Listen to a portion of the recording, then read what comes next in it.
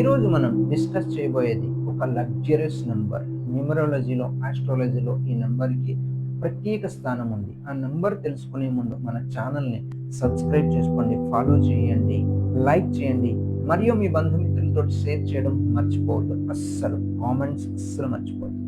ఆ నంబర్ అవుతుంది 6. ఇది శుక్రగ్రహానికి సంబంధించినది.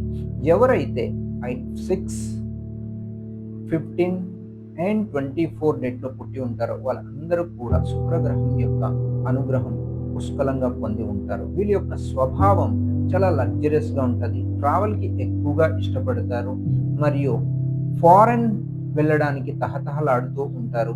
మరి లవ్, ఎఫెక్షన్ అండ్ మరియు ఫ్యామిలీతో ఎక్కువగా స్పెండ్ చేయడానికి ఇష్టపడతారు.